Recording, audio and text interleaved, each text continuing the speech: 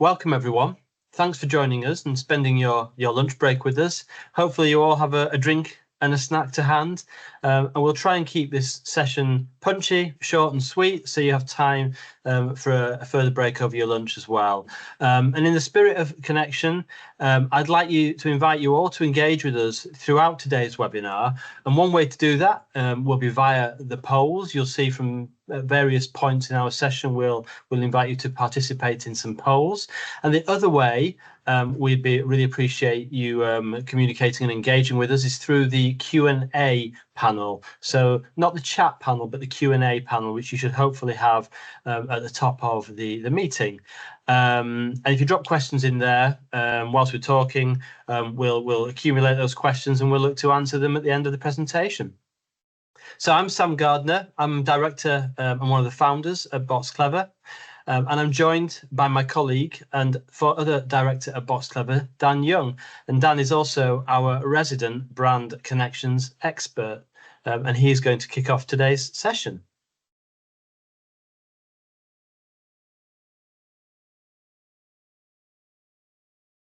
Thank you, Sam, and welcome everybody. So today we're going to be talking about brands and how your brand can forge deeper, more fruitful connections with their customers. But brand stories are really human stories. So what's true of brand connections is also true of human connections. So why don't we start there? Human connections have always been at the heart of our society. We are really social animals. Our need to connect and relate to others has historically been key to our very survival, I suppose you could say, and remains key to our happiness and well-being. But with technology being ever present in our lives, the way that we are connecting to each other is evolving. We're facing a human connection crisis. People have never felt more alone. Take a look at some of these statistics from recent polls. 43% of Brits say that they find it difficult to meet new people. 40% of Brits say they feel lonelier now than they did even just 5 years ago. So we thought we'd kick things off with a quick poll to see whether these findings resonate with you. Do you find it difficult to connect with new people? Have a little quick click of a yes or no button there.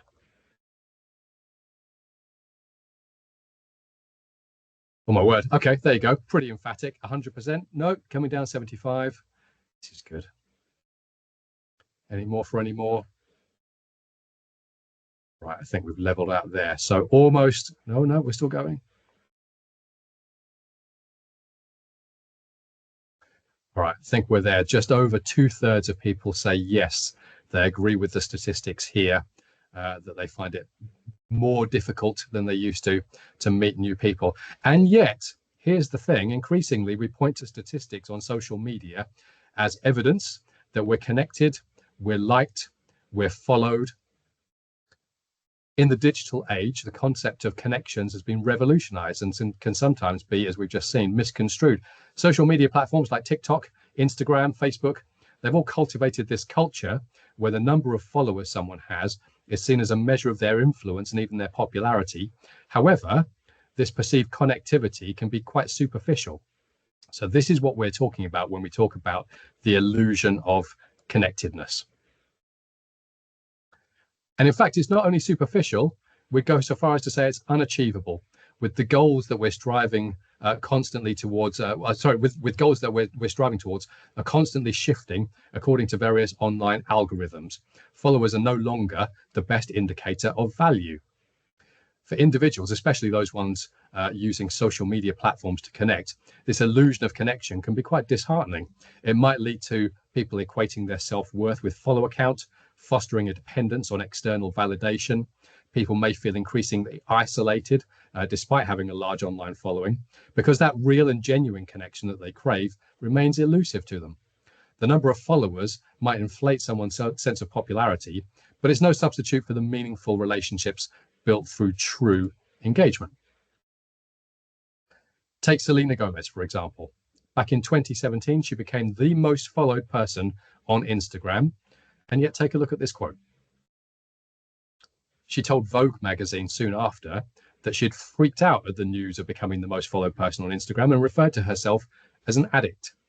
So the most connected person on Instagram tells us that she's feeling disconnected. We find ourselves actually with two competing tensions. This continual drive for new technology on the one hand, versus an increasing yearning for some form of nostalgia on the other hand. Now, we say some form of nostalgia because what's striking is the direction and form that this nostalgia takes. Gen Z and Gen Alpha, they're not wistfully remembering their own childhoods. Actually, they're longing for eras they never actually even lived through from before they were born. Instant cameras, even digital cameras were before they were born. Physical magazines, vinyl records, early noughties fashion, these trends have all been making a comeback. So too have dumb phones, an antidote to the smartphone with minimal features and minimal internet access. So it's a yearning for the physical, the tangible, the third spaces, something you can touch that offers the opportunity for real life connections. Even more startling, I thought, was another recent poll that said nearly half of young people said they wished that they lived in a world without the internet. I thought, for all of the good and all of the bad that the internet does, to wish that you lived in a world without it was quite something. So we thought we'd take another little quick poll and see whether you agree with that stark view. So do you wish you lived in a world literally without the internet?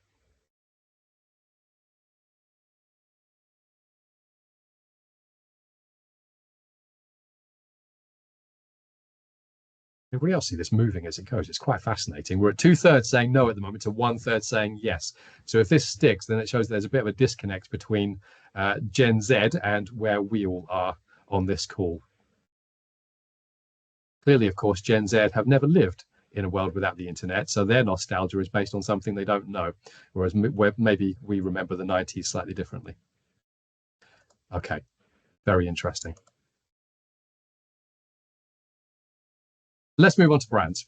Brands, much like individuals on social media, often fall into the trap of equating numbers with loyalty. A large customer base or lots of members in a loyalty scheme may well look impressive. However, these figures can be quite misleading. High numbers don't necessarily indicate that customers are deeply engaged with a brand or its products. With brand interactions increasingly taking place online rather than on the high street, there are even fewer opportunities to promote personal human experiences. We thought Lush was quite a nice example. They're a brand that's bucked the trend by ditching social media altogether, and they still thrived. In 2021, Lush pulled their presence from all social media platforms, and they chose to prioritize instead their existing audience over reaching a new one. They prioritized community and connections over likes, and it worked. The results, or if you are looking for a metric anyway, has been that over 3 million email subscribers and 1.7 million app users have come from their activity. Not that it's all about the numbers. True engagement is measured by interaction quality rather than quantity. For brands, this means looking beyond just the number of loyalty scheme members or followers. Critically, brands need to understand exactly how engaged or indeed disengaged their customers actually are in order to have a realistic view of what the job to be done truly is. So with all this in mind, we'd like to introduce you to a tried and tested toolkit that we've been using to help brands identify exactly how engaged or not their audiences really are, and how best to nudge them along the journey of engagement. It brings together two separate psychologically validated models into one powerful framework. So we're going to talk to you first of all about the stages of change model and then the EAST model. When people change their behavior, and that includes their interaction with brands, it's not like they're flicking a switch from off to on or no to yes. It's not binary. There are actually a series of discrete, measurable stages. Evidence shows that rather than considering behavior as a binary doing it or not doing it, we must consider it as a journey. And take a look at this. This is the stages of change model, where behavior change starts on the left of our map in pre-contemplation, which basically means that for any given behavior, I'm not doing it and I've got no plans to start doing it anytime soon. From there, an individual might then move into contemplation, which is I'm still not doing it, but I'm open to the idea of starting. From there, they might move into preparation, which is I'm still not doing it, but I'm ready to begin, into finally action. Now, action is the first time when us as marketeers might actually see some sort of tangible metric, because this is where you see sales or subscriptions or any other metric of behavior. But of course, the important thing is that there were 3 stages preceding that you wouldn't have been able to see. And then finally, the last stage is into maintenance, which is I've been doing this for a while. Now, appreciating that behavior change is a staged process rather than a switch has pretty profound implications for how we drive it. So behavior change is as much about what's happening under the surface as it is about being able to measure the actual changes in behavior, because as we've just seen, the actual changes in behavior come quite late in the journey. Moving people through these early stages is just as important as moving people into action and maintenance. And if we measure the entire behavior change journey from left to right, we will actually be able to start to see change happening before it comes to fruition, before the sale, before the like, before the subscription. Okay, here's something that we all know to be true. As much as we like to think of ourselves as rational, conscious decision makers, we're all susceptible to subconscious, indirect influences on our behavior. Therefore, once we know where our consumers sit on the behavior change journey in terms of their engagement with our brand, the next step is to assess how best to move them from left to right. So we know that a person's behavior is typically deeply ingrained, subconscious, habitual. Driving behavioral change, therefore, is much more multifaceted and challenging than we'd like to admit. There are a huge range of academic models that we could use to help frame behavior change, but our favorite is one called the EAST model. So here we go. Here's the EAST model. It's a framework that was originally developed by the Cabinet Office, and it's based on nudge theory. It gives us a really powerful framework for assessing the likely impact of brand engagement initiatives. And it shows us how different strategies for engaging with your consumers can be more or less effective depending on where that audience sits on the behavior change curve. So starting with the E, E stands for ease. How easy can we make behavioral change? How easy can we make it to engage with your brand? Can we make it easier to do something than not to do something? Next, can we make something attractive? Then can we make it social by making it clear that people who are like you are doing this, and therefore you should too. Your cohort, your peers are doing it. That's making it social. And then finally, making it timely. Can we introduce the nudge at the point when the decision making actually needs to take place? It might be that making something easy and attractive, for example, would be most effective at moving people through the early stages of the behavior change curve from pre-contemplation into contemplation, for example. But making something timely might be the final tipping point into action. I'm now going to hand over to Sam, who's going to talk you through some examples of how we put this into practice. Thank you, Dan. So the case study that I want to share relates to a long-standing utilities client of Boxclever, and specifically a water company. From a consumer perspective, it's difficult to think of a product that individuals take more for granted than water, and it is fair to say that water companies face one of the largest challenges when it comes to consumer connection. And one of the ongoing battles that they face is how to encourage customers to consume less water by engaging in water-saving activities. So every year, up and down the country, water companies engage in various campaigns to encourage a reduction in water consumption behaviour. And invariably, from what we've heard, these campaigns land with limited success. And our client was no exception and had a history of implementing water-saving initiatives only to stop them due to a lack of consumer engagement and a lack of actual behaviour change. So the challenge was, how can we do things differently in order to affect real consumer connection and real behaviour change?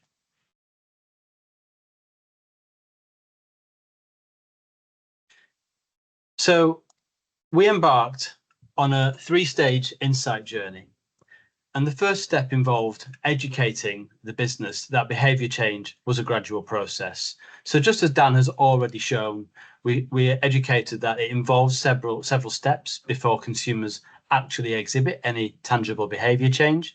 And we also introduced the EAST framework to educate the team as to how behaviour change and engagement isn't just a marketing challenge, and that the business needs to think more broadly about how it was going to drive consumer connection to affect behaviour change. The second stage of the project was to undertake a quantitative study amongst customers within the catchment of our water company client. Through this study, we quantified where consumers lie across the behaviour change curve, and we did that in relation to a number of different water-saving behaviours. And we also captured their perceptions of the various water-saving behaviours, with perceptions aligning to the different aspects of the EAST framework. So, for example, how easy do they perceive a particular behaviour to be? Do they feel motivated to adopt that behaviour? Is it a behaviour they see others doing? Does that behaviour come to mind to them at the right time? And then the final stage of the Insight programme was an ongoing behaviour change tracker that enabled them to measure what's under the surface, measure how consumers move across that behaviour change curve before the change actually comes to fruition. So how did this Insight programme lead to a heightened consumer connection and a change in water consumption behaviour? Well, the first step was through the quantitative phase, we were able to pinpoint the key behaviours that represented the greatest opportunity to drive water-saving behaviour in future. And we did this by quantifying the proportion of customers who were at different steps of the behaviour change curve in relation to each behaviour. And we multiplied this savings potential by the water saving potential each behavior could drive per person. So in the example here, you can see that encouraging greater use of dishwashers, using a water saving shower head, and washing a bowl were identified as key behaviors to focus on.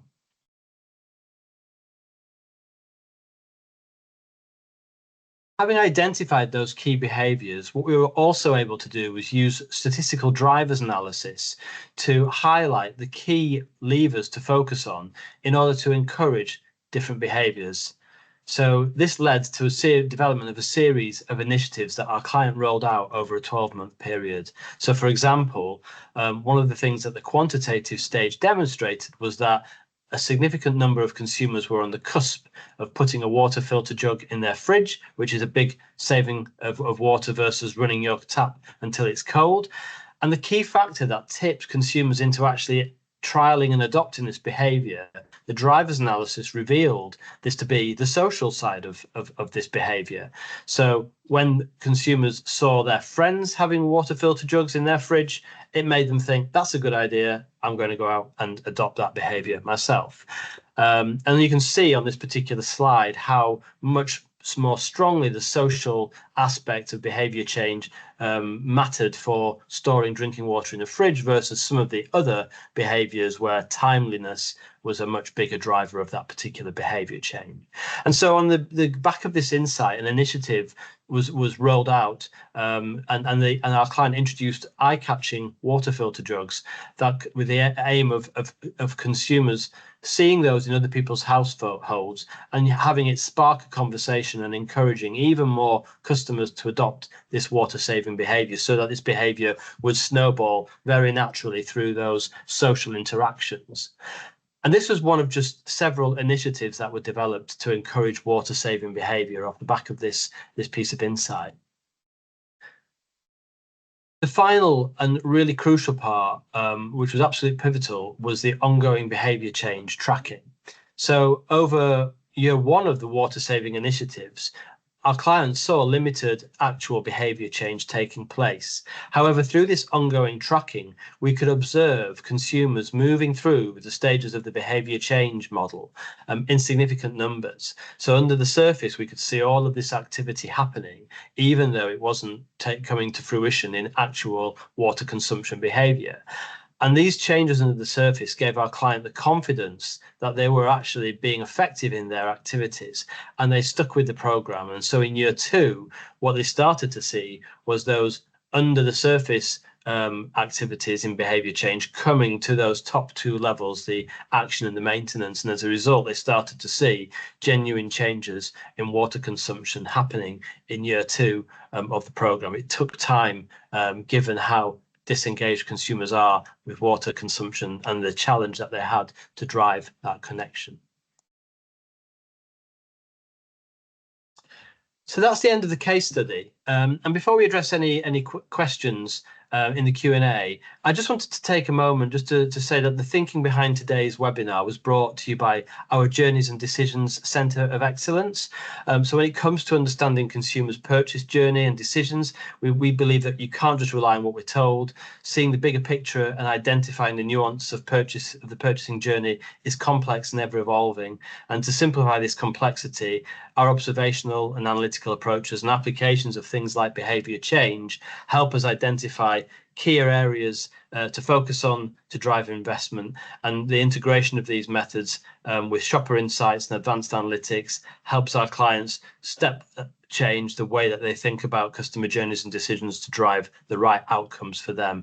And this is just one of 5 of our recently launched centres of excellence. And these 5 areas are all areas where the Boxclever team feels really passionate, that we've got extensive experience and a strong point of view to make a real difference for our clients. So if you'd like to hear any more about these, please get in touch or visit our shiny new website at www.boxcleverconsulting.com.